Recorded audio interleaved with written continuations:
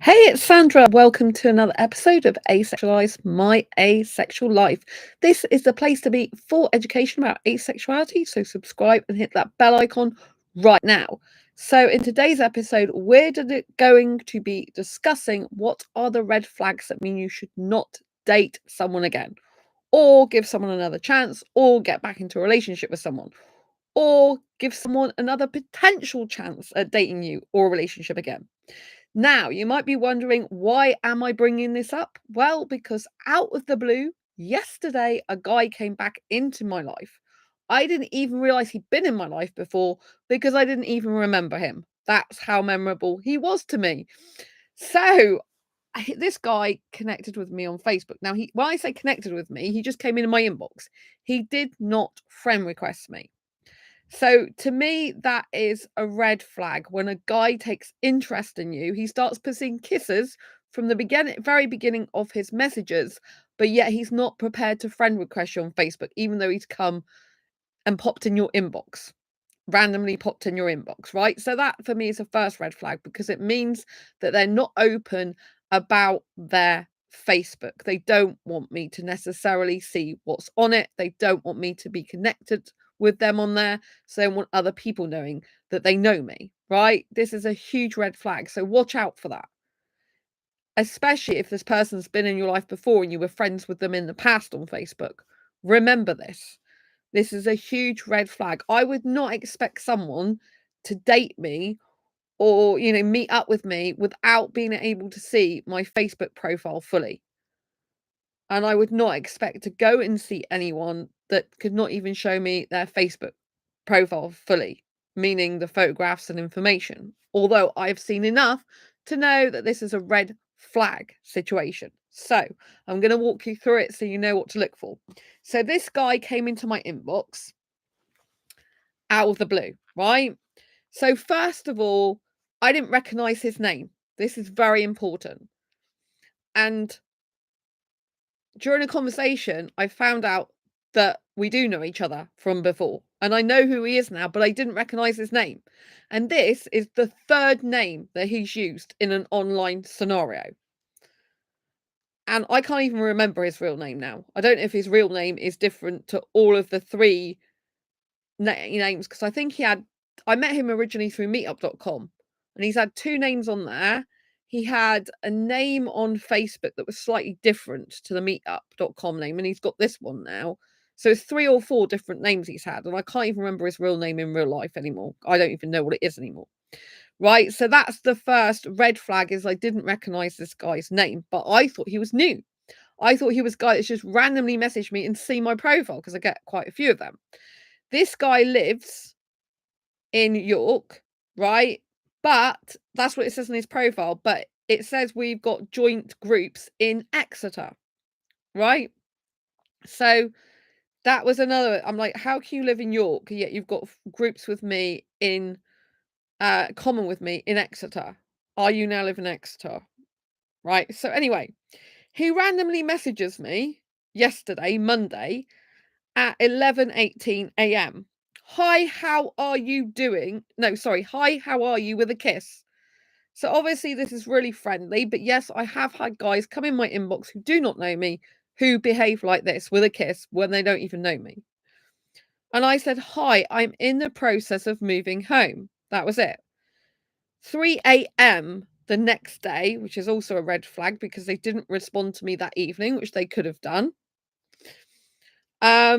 Obviously they might have been busy, but at the end of the day, they came in my inbox and was intruding in my inbox. I just need to put my charger in, right?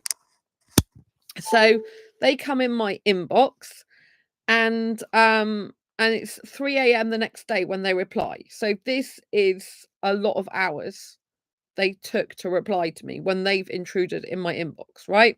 That to me is a red flag, that they're not that serious or that interested, even though they've popped in, right? But at this stage, I don't recognize the person either. So I said, hi, I'm in the process of moving home. And then they said, oh, right. Where you moving to? If need any help, I'm in Exeter these days, with a kiss. I hearted the fact that he's in Exeter. And then I said, I am moving to another place in Exeter. Thank you so much for the offer of help. I really appreciate it. But I like to get to know someone on a deep level before I would accept an offer of such help. Reliability, punctuality, consistency are important to me, and I don't know your character or why you randomly decided to message me. Question mark. Then he messages me back at 12:08. Right? So it's like just under a couple of hours later. And he's like, it's not random, though. I know you from last year when I was in Exeter. I decided to text you when I'm back here. Kiss. I hope you had a good day. Kiss. We can meet up for a coffee or something if you want to know me before taking any help. Kiss. And then I replied at 12:27. I said, thanks for reaching out. Before we make any plans, can you remind me of how we knew each other from last year? Because I've had a really busy year and I honestly can't remember right now, which I really couldn't. Like one of his photographs, his face looked a bit familiar, but I could not remember him from last year, right?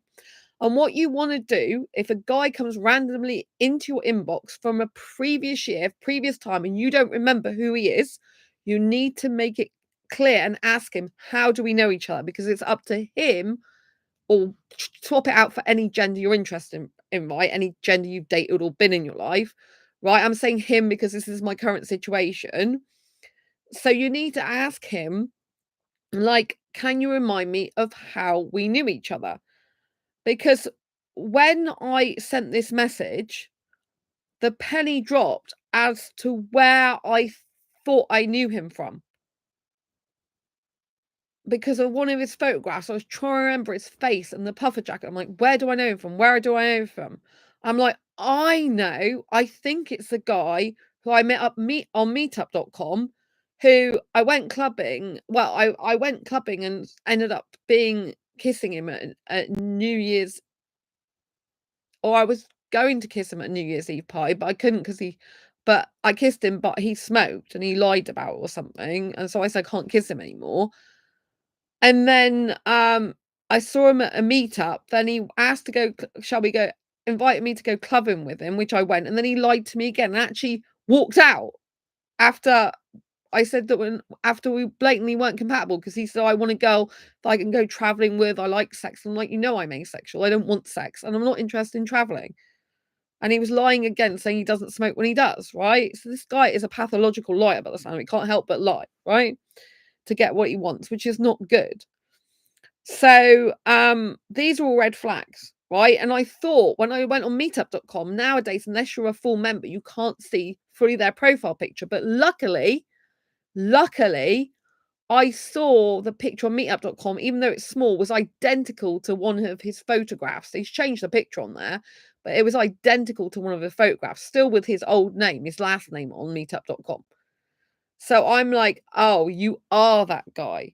But I wanted him to tell me. I'm not going to put words into his mouth. I wanted to see if you'd actually go ahead and tell me where we met, because I know he walked out on me in the club, right? Then he goes at 1:19. Oh, we met in the clubs a few times and on a meetup event as well. Can't remember more with a kiss. Red flag. If a guy is really interested in you and he conveniently can't remember more, then obviously he can't be that interested in you, or he's a liar, right? Or both. Red flag, right? If he can't remember, if he can remember me specifically coming when he comes back to Exeter, but he can't remember the details other than these things, it also says that he's not interested in me as a person, right? Someone who's interested in you as a person for your character, personality, not just your looks, would want to get to know you on a deep level, and they would take an interest in you, and they would remember more about you. They remember more details, like what you do for a living, what you like to eat, for example. They would remember things about you, what clothes you were wearing, or they would remember some more details. The fact that this guy says as well, can't remember more, is a cop out. It's, I want to avoid purposely saying more so I can't get myself into trouble with her finding out the truth and what really happened, and the fact he walked out, and the fact he smoked and lied about it to me, right? This is the truth, right? This is red flags. This is avoidant behavior, doesn't want to take responsibility behavior. So I messaged back at 2:12 today. I remember you now. You have another different name on this profile. To which he doesn't respond. Last time we went to a club, after establishing we both want different things in a relationship and have different values, you left the club without saying a word to me. But I stayed and ended up dancing with 2 other foreign guys instead and had a great time. I've moved on since then and wish you well, right? So instead of him leaving that alone, leaving me alone, right? 16:28. So it's like just under 2 hours later, right? He's come online now. And he said, "I remember leaving the club because of feeling pain in my chest." Poor baby. This is not what went on. "I remember leaving the club because of feeling pain in my chest. Turned out it was an infection I had to sort with the doctor. Stopped smoking since then, as doctor advised, but drink sometimes. Anyway, I hope you're doing good," with a kiss. I cannot trust this guy now. I cannot believe it because twice that he's seen me, whenever he sees me, he lies about smoking because he knows I can't kiss a smoker, right? And I think that about the chest pain is a load of rubbish, right? That wasn't what went off at the time. And I remember blocking, I think I blocked him on his other Facebook account out of my life. Or I just stopped talking to him. I might have blocked him, I can't remember. I think I blocked him on Facebook, but not on Meetup. And so, because he's in some of the same Meetup groups as me. So, yeah, I basically, I just like it's I don't believe him. I think it's lies. And I don't believe he stopped smoking either. He's addicted to it, right? I just don't believe him. And also, I went on his Facebook profile. Now, he hasn't friended me, so he could be keeping anything secret, but I saw his friends list, and this is another red flag.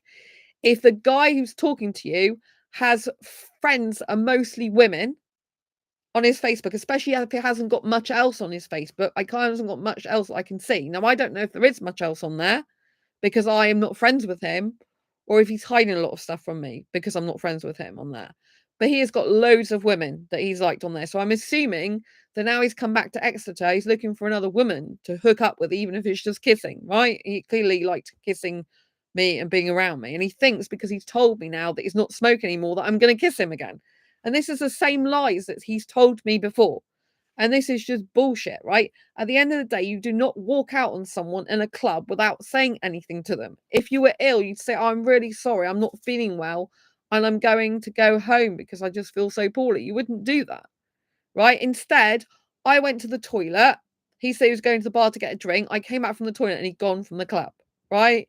This is not a good guy, right? And this is a guy who cannot take responsibility for his actions and say, "I'm sorry, I hurt your feelings, and I'm sorry I behaved that way to you. I'm sorry I didn't let you know." And I do not want a guy like this who, when he's sick anyway, can't even be bothered to tell me.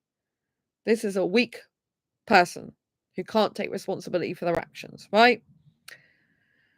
So anyway, this is what he said. "Stop smoking since then, as doctor advised, but drink sometimes. Anyway, I hope you're doing good." I did not respond to that message because I thought clearly he's not taking responsibility for what happened. He's deflecting his shortcomings, right? Gaslighting me into feeling sorry for him, that he had a problem with his chest, right? Even though he treated me badly, he's basically made out that there's something wrong with him. So I should have empathy or sympathy for him, right? And he's lying to me again about the smoking thing. So I said nothing to that. And then he's texted me again. "If you want to meet up again or hang out clubbing someday, feel free to ask. I'd be more than happy to go with you. Kiss, kiss." So I replied at 22:55. The last message he sent was 20:31. "Thanks for the offer, but we both have different values and we both want different things, so we're not compatible." And he's online now, but has not read that message or has not acted in Facebook like you see that message. But as we know, if you've got Messenger installed or Facebook Messenger, messages flash up. He's online now. He's not prioritizing my message. So he's not that interested in me. I am just someone, he's probably bored with his life back in Exeter, doesn't know as many people as he did, and he's looking for someone to hook up with, basically.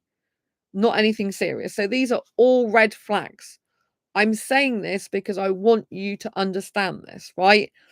And if someone comes back into your life, you want to know, have they changed? Are they lying about the same things, and are they still lying? Right? If they lied to you before, you can't really ever trust them again. And unless they've done 2 or 3 years work in therapy to cure their lying problem, then it's no go. So this guy is no good for me. He's online at the moment, probably chatting up another woman or one of the other women on his Facebook, right? He's got loads of female friends on Facebook. A lot of them are women. Probably his type that he's gone out with and dated and stuff like that, I'm guessing, because these guys are like serial daters. They just collect it. And he's, you know what I mean? So the fact that he's not even responding, like if he was that interested in me, and that he would be online and he would be responding to me, but no, he is busy doing whatever online with some other woman, probably. But he's no good for me anyway, right? We're incompatible. He values lying and dishonesty. I value honesty. This guy's Pakistani, by the way, not Indian, right? I value honesty. I value integrity. I value a guy who takes responsibility for his behavior and his actions. I value a guy who's kind and caring and considerate of my feelings and respectful, right? I'm learning through being in Matthew Hussey's Love Life Club to make sure that I am getting a guy who has the same sort of values as me and who has good morals, because a lot of the time we get attracted physically to someone, even if it's not sexual, we get attracted to someone on a physical, visceral level, like a chemistry level. You can have romantic chemistry as well, or aesthetic chemistry as well. But unless that person's got good character traits, you should not pursue them or engage or go back to them when they haven't got good character traits. So you don't want to be with someone who lies. You don't want to be with someone who's dishonest and who does those things to manipulate you to get what they want, which was what they did. They say they don't smoke just so I'll kiss them. Now on their Facebook, they've liked pages that are 420 friendly, cannabis friendly. So they clearly do support drugs as well as smoking, which is awful. I'm not interested in a guy who does drugs, right? So this guy is not that interested in me. He's not interested in my personality. He goes under different names because he doesn't want to, he likes to disguise himself and is secretive. I'm not interested in that type of guy. He never friend requested me because he clearly doesn't want me to see his full Facebook page. He just wants to hook up when it's convenient to him. He didn't maintain any sort of connection after what happened and didn't even say, I'm really sorry that I stood you up in the club, basically. I can't even remember the last conversation I had. I don't even know if he's still on here in my blocked messages somewhere. Wouldn't surprise me if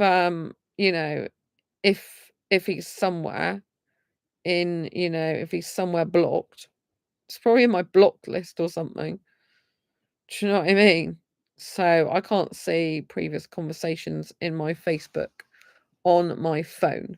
I've had a quick scan, but yeah, I don't even I don't even know what his I think he had a different Facebook name if I remember right. So yeah. It's just like I'll probably find he's got another profile or something. Do you know what I mean? A lot of these guys, they just have other profiles.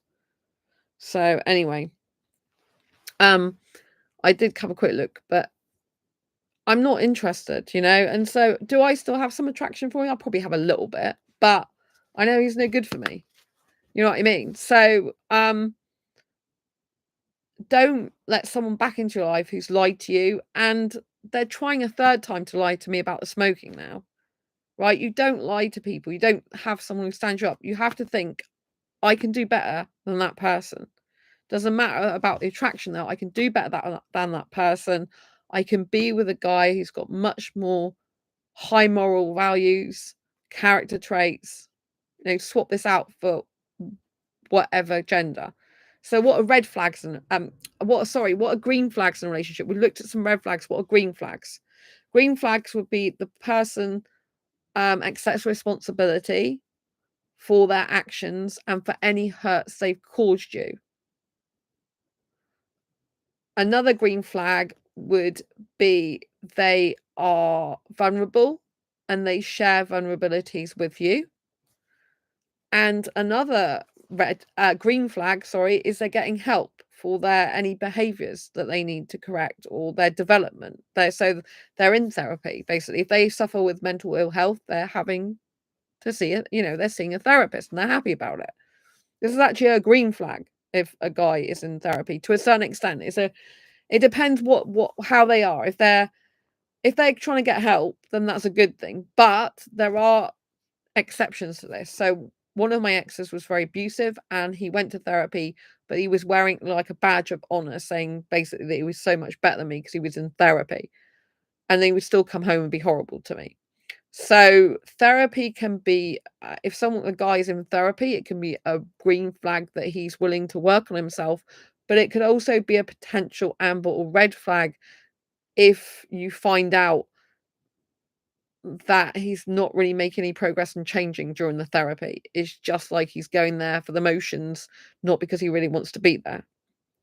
So there are things like that you have to look out for.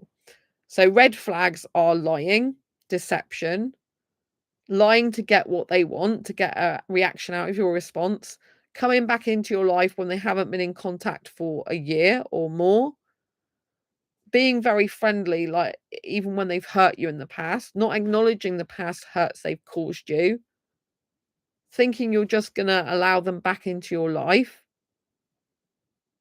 deflecting their shortcomings and not taking responsibility. These are all red flags. Someone who's treated you badly, been unkind to you. You don't want any person like this, right? Someone who's just stood you up, walked out and you left you is not good. You don't want to be going back to this type of person because they will just repeat the same behavior. Once they know they can get away with it, they'll do it again. This guy I've given a second chance to before. He's not having any more chances from me. So you have to be very disciplined and say no to this type of person, right? You have to be ruthless and say no. We've already established we're not compatible. He smokes. He wants to a girl that he can travel with around the world. And he likes sex. We're just not compatible. And according to his Facebook, he likes drugs as well, plus women. So this guy is no good for me, right? So I have to look for a guy that's got better character traits. And that's what you have to do from now on. You have to try and find someone who's got good moral values and good character traits and weigh them as the most important thing that you look for in a partner and potential date. Not the chemistry you feel with them and the connection, but the actual, are they kind? Are they caring? Are they considerate of your feelings? Are they thoughtful? Do they ask you questions about yourself or do they just talk about themselves? Is it all to do with physicality? Is it very casual or are they asking you in-depth questions about yourself? And are they providing intimate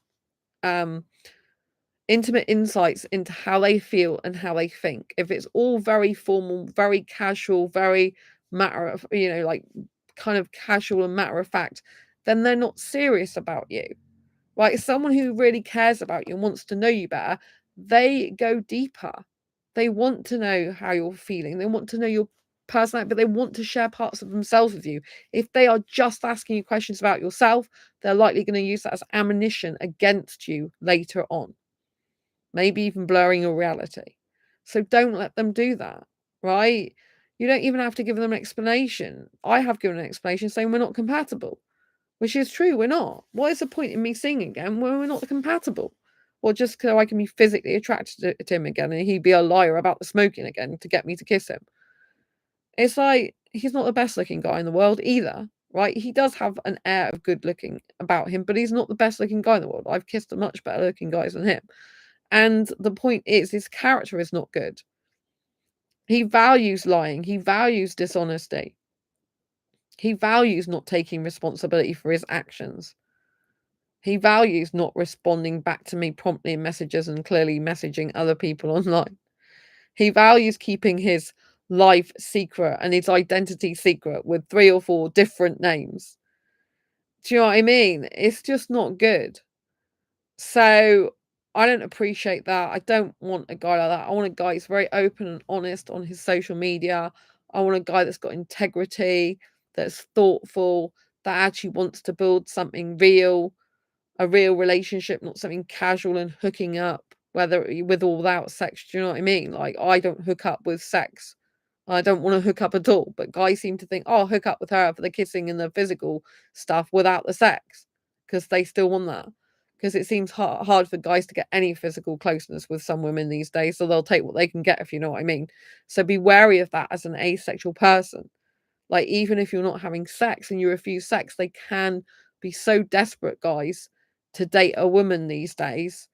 And they can have a lack of options. There's usually more women to men, or or women have got more options than guys have, in terms of more guys will say yes to women than women will say yes to guys, that they become desperate and they'll just, like, they'll like latch on to anything. And if they want physical closeness, which as a human being, you know, in the world, it's natural for people to want physical closeness, whether that's sexual closeness or sensual closeness or physical touch. Physical touch is a human need, right? We all need some touch, some hugs, or some stroke on the arm, or some, apart from the people that are touch averse. All right. Touch averse people don't want that. But in the main, a lot of us want connection and a lot of us want some sort of physical contact, right? And it's natural for a lot of the population to want that physical closeness. And even if they can't have sex, they might still be with you in a close way without sex, but it doesn't mean to say they can live without sex forever. And as an asexual person, I think that's so important. You know this and you remember this. Because I think as a asexuals, especially for a unromantic, you get your hopes up. You're like, oh, this person can live without sex. They're kissing me, they're holding my hand, they're cuddling me, we're having a great time together, we're laughing, we're smiling. This person's seriously into me, but they're just into the experience with you. And if there's no one else like having sex or giving them physical closeness and comfort in that moment or around that time, they're going to go for what they can get. And you might be the asexual person that can give them that comfort and warmth and physical touch that no one else is giving them at that point in any type of way, from any sexual orientation. They might not even live with their parents, they might be away from their family, they might be studying or have not many friends, and they just crave that physical touch, which doesn't mean to say they're a bad person per se. It just means that if all they're doing is basically using you for the physical touch because you happen to be convenient for them at the time, then that's not good for you. They're not a good person for you.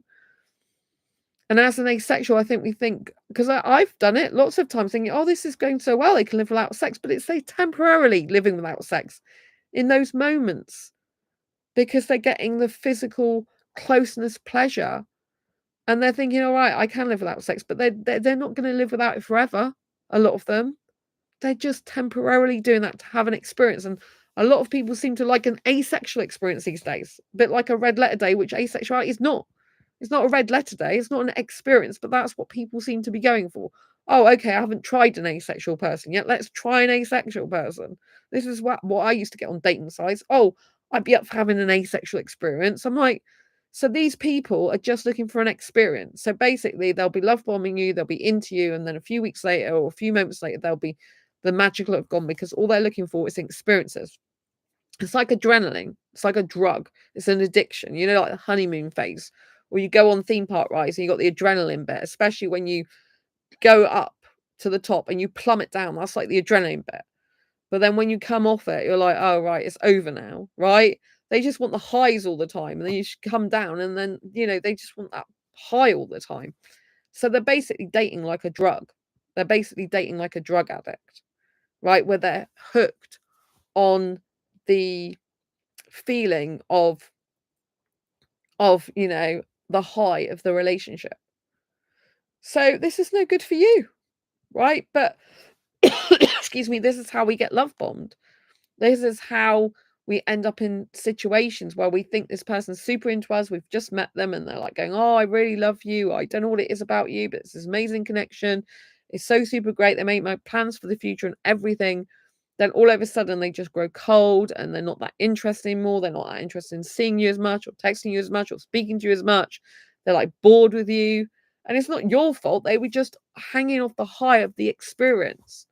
They wanted it a bit like a Disney day or a Disney time. It's a bit like they went on holiday and experienced the thrill of the Disney rides and then they finished their holiday. And this is a sad truth and reality. So what we need to do is look to build connections with people over time so that we can get to understand their character better. And so we can get to understand, like, do they genuinely like someone who doesn't want, like, or need sex? And if they do they like them, or do they want a relationship? Or they just like, look, I like you, but I need sex. You know, which a lot of them do. But when they're around you, they might not talk about sex. They might not say they need sex because if they know you don't want it, they don't want to put you off them. But the only way you're going to find that out is if you be like friends with these guys over time, so you can assess what they're saying to you and what they're really acting like around other people. There was a guy I saw at a meetup a number of weeks ago, it might even be a couple of months ago now, and with me, he was acting like, "Oh, yeah, it's great what you do for asexuals," and he was giving me the impression that he could live without sex, and then the next week, there was a woman there who wanted sex with him, and he didn't even realise, and I said that to him. I thought she was going back to your place or whatever, and he's like, "No." I said, "She wanted sex with you," and he's like, "What? I didn't realise that." He's like, "Oh, I would have done that," but when he was with me the previous week, he was acting like sex didn't matter to him, but really it doesn't, he loves it. And he doesn't even care about getting a woman pregnant, which is a guy again, there's a red flag for a relationship, because you don't want to be going with anyone that doesn't take responsibility for their actions and thinks it's okay to go around getting women pregnant. Right? This is a guy I'm going to be seeing at a meetup probably in the future. So I'm not like completely not ever talking to him again because I'll need to talk to him in the meetup. But that's not the type of person I want to actually have a relationship with. I appreciate that he's being honest about who he is, but that's not the type of guy I want for a relationship, right? And some guys are like that, but I personally don't want that. That's not a good moral character. That's not a guy who takes responsibility for his actions. And he's like, oh, he's better doing that, having sex and being a dad again, than it is living a boring life. But his children don't even live with him. So, you know what I mean? There's a lack of responsibility there. Red flag in a guy is when he's going around gossiping about other people. If you come across someone that's gossiping about other people, they're going to gossip behind your back, right? This is the same with friends. You really want to be getting friends that don't really or hardly ever say anything about anyone else to you. They're just talking about themselves, their life, and asking you how you are. In yours, you're only talking about your own lives. You're not going around saying, "Oh, Sarah did this, Billy did that, uh, Bob did this, Jack did this, Sylvia did that." You don't want that type of person. You don't want someone who is gossiping, right? So if you come across someone in dating, they're talking about other people behind their back. They literally are not telling you much about themselves. They're going on different platforms. They got different names on different platforms. They turn up in your life like nothing's happened, even though they upset and hurt your feelings before. They're lying to you about the same thing again and expecting you to believe them. All these things mean they're a bad person and they're not going to have changed unless they work on themselves and admit their faults and admit their mistakes and take responsibility for their actions. You don't get involved with them ever again, and you probably should never ever get involved and go back to an ex. If you're going to think about going back to an ex, you need to know for a fact, for definite, that they have changed. And they need to have really gone to therapy for 2 or 3 years. If they've got a problem with lying, deception, manipulation, all of these things. But they probably won't, because they won't think there's anything wrong with the way they are, and they'll just carry on doing it to multiple people. Why is this guy still single? Why is he back in my inbox? Because he's in Exeter. Why isn't he over a year later? Why hasn't he got the girl that he wants? Why is he still single? I know why I'm still single, because I'm choosing to not get into a relationship again at the moment. But this guy clearly is after women, right? And it's just no go, right? This guy is no good for me. And so you have to understand that if someone treated you badly, they lied to you, which he's lied to me multiple times, he's no good, right? He's no good. This guy's had more than one opportunity, chance. So you have to understand, you just have to let this person go.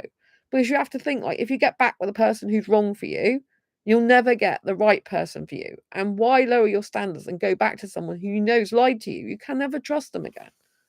You can never trust that person again, right? So you have to just move on and know that you're not compatible. We're not compatible at all, me or him. He likes sex, I hate sex. He smokes and lies about it, and I hate smoking. He clearly likes drugs, and in fact, he's like 2 drugs pages on his Facebook profile, and I can't stand drugs. He thinks it's okay to just come back in my life again when he treated me badly before, and then makes up an excuse to get me to try and feel sorry for him. So this is all really, really bad behaviour. I've been polite with him. I've just said we're not compatible. I wish him well.